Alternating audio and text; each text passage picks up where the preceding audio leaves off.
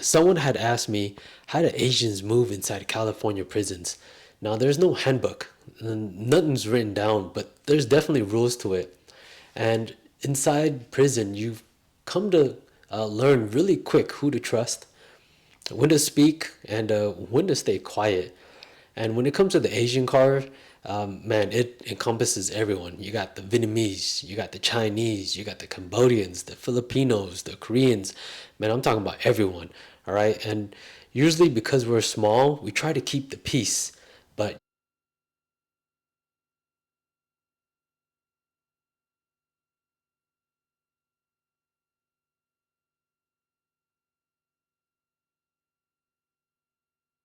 remember, man, every yard is different. And in this video, I'm just going to talk about, what I saw, what I went through, how I moved, and how we moved as Asians as a unit. Let's go. Now, the Asian car, it falls underneath the umbrella of others. Okay, so others basically means anyone that's not part of like the Hispanic car, the blacks, or the whites. You literally fall underneath the car of others because you don't fall within those three main groups.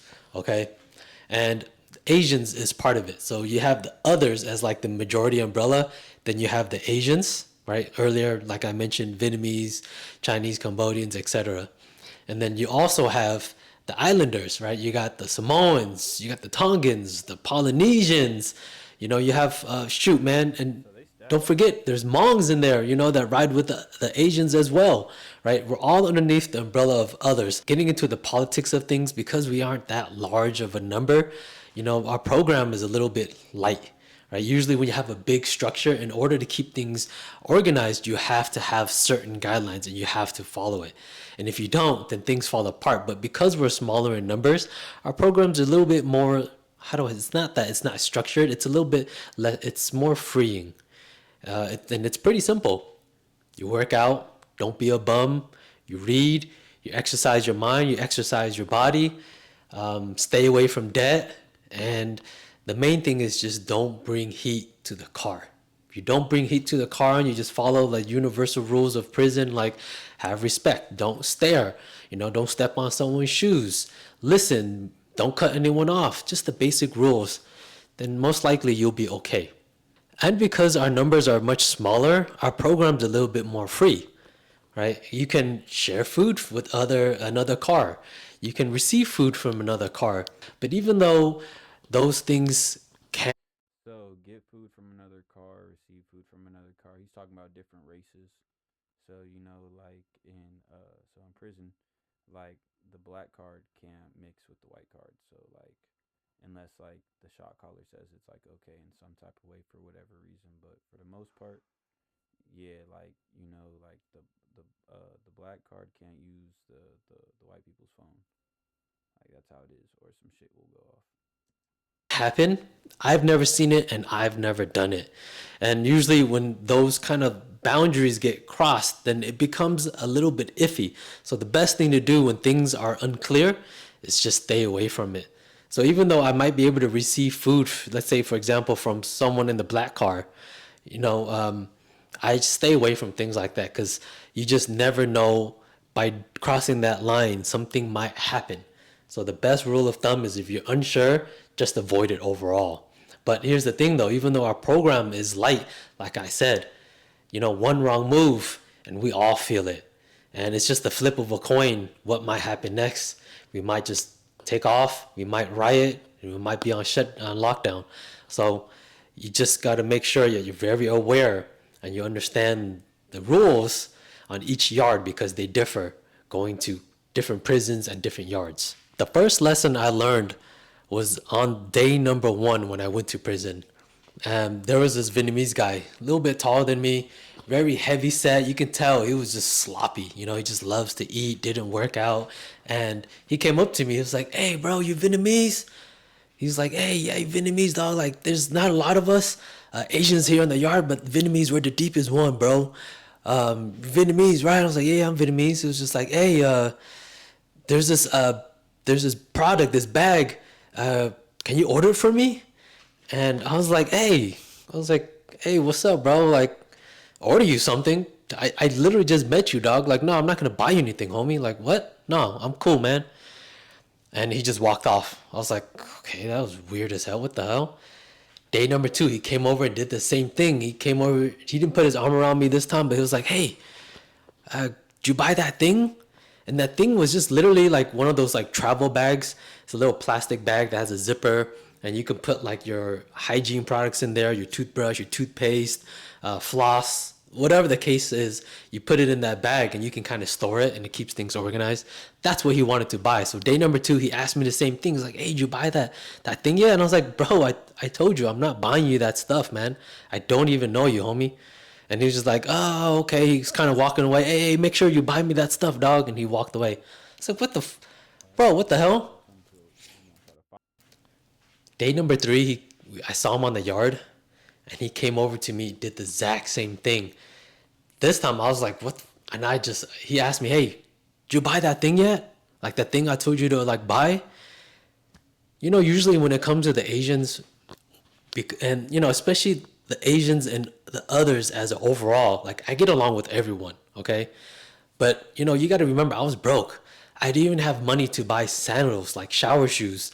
I actually got gifted that from somebody else, and that's how broke I was. So for this guy, it felt like he was trying to like have me buy him something as if I owed him some money. I just met this guy. So for me, I took it as a sign of disrespect. And usually because the other car were so small in numbers, the relationships tend to be much more enriched. We usually have a more deeper connection with one another, and we know instantly who to trust and who not to trust. And that was somebody I did not want to like know on any level. Even though we can be cordial, I did not want to know him. Even though he was Vietnamese, I didn't care. I felt like he was trying to bully me. So on day number three, when he asked me the same thing, I saw him on the bars, like where we were like working out at, and he came up like beside me. He asked me that, and I just took off on him. Bam! Bing, bing, bing, bing. I don't know what the rules are for everyone else, and even like the Asian car, like I didn't know the rules. But the one thing I did know is you never let anyone ever try to bully you or disrespect you, especially in your pockets. He was trying to like pocket check me, and I just took off on him.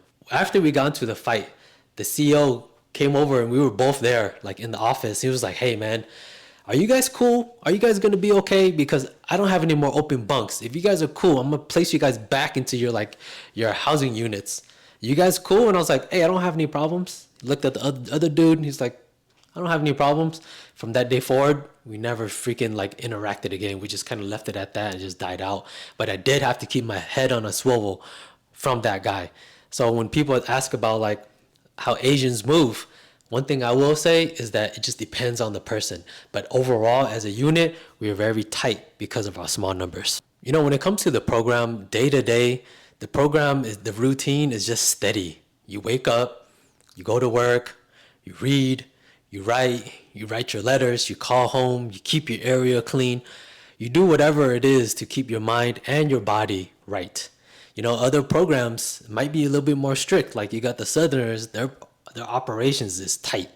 But for us, because our numbers are a little bit more smaller, it tends to be a little bit more light. And the main thing is just no freeloading and no drama. Even though the instance with that Vietnamese guy, was bad, there are a lot of good moments as well. And it reminds me of this Korean guy where I couldn't really work out with him because the yard just kept getting on lockdown. We were just on lockdown all the freaking time.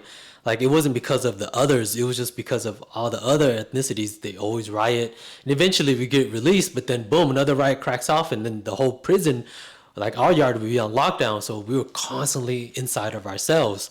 Now I just want to break down to you how our housing unit was set up so you can understand of this next story here.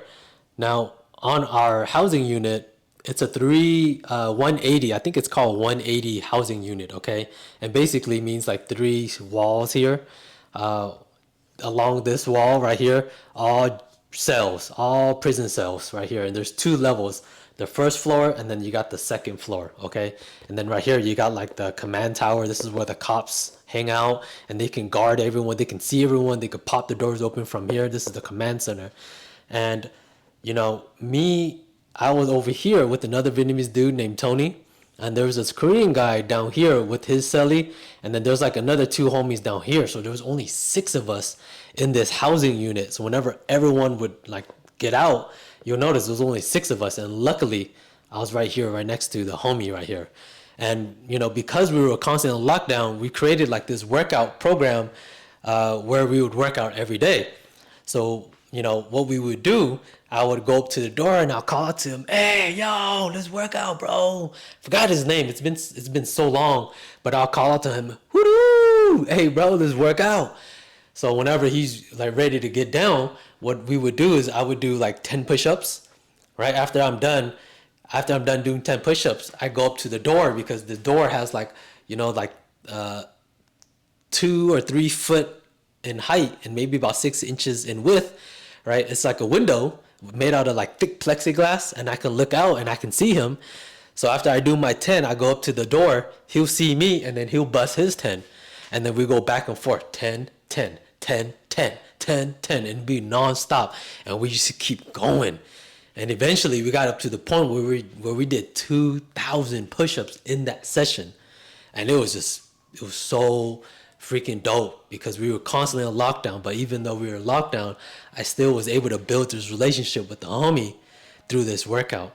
And it's the small things that inside of prison that are dear to us, even though we're locked inside this box. So even though you got homies that might be scandalous, like the Vietnamese dude trying to punk me or punk another homie out for something else, you can build a relationship and you know who to trust based on little, moments like that, like fitness and working out with somebody else. There's this other like memory that I can think of, and it reminds me of my cellie. His name was Tony. It was a Vietnamese guy from SGV, San Gabriel Valley. And, he was a little off on his head.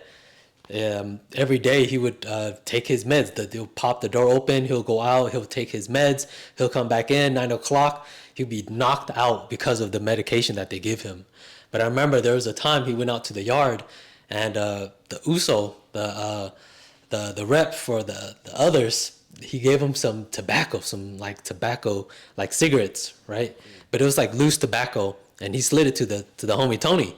We got back to the cell, and I remember it was so funny because he would read the Bible every single day. And when he finally got like the loose tobacco, it was like one of those small little library Bibles. And what he did was he ripped out a page. He sprinkled out the tobacco in there. He rolled it up like a little joint, licked it. And he'll use like the light inside the cell, and he'll spark it up. And he'll smoke. And it was actually through those cigarettes where me and Tony actually became really cool. But before that, we were living together for like damn near like what 9 months, and we hardly talked. That's all I knew about him, was that he lived in SGV, and that was it. I didn't really know anything else, but it was through that cigarette where it kind of changed things, and me and him start to open it up a little bit more. Looking back, I met a lot of people. I met a lot of good people, a lot of bad, some funny, some very creative. And it taught me one thing that I still hold very true to this day. And it's like the smaller your world gets, the more real people become. And it's kind of like when your circle is so small, you get to see them for who they are. You get to see their habits, their moods, what makes them smile, who they are as a human being. And out here in the free world, it's all about networking, big circles, all the people that you want to know. But in there, you value a smaller, tight knit circle. And one thing that it shows is it lets you know who is real and who isn't. So, if you ever wondered how Asians move inside California prisons, you already know what time it is, man. Small groups, steady programs, and real connections. Yeah, that's about it, man. Hopefully you liked the video. Hopefully you learned something. Yeah, so hopefully y'all learned something, because I know people be from all over the world. I know everything be different all over the world. But in California, we got our own little feng shui, our little swag. You feel me? Like, we got politics for sure. But yeah, I hope you guys enjoyed this little informational video. Make sure y'all double back and watch another video with me so I can watch another video with y'all. I appreciate it. Got some big things, big motion coming in motion. And make sure y'all stick around and make sure y'all check out my Instagram, Officialdretruth. You feel me? I'll put it in the description. Yeah, I got a lot of big things coming up, so I'm gonna try to uh pre pre-upload some videos and stuff, get them rolled out for y'all, get it going. But yeah, have a good one. Be safe.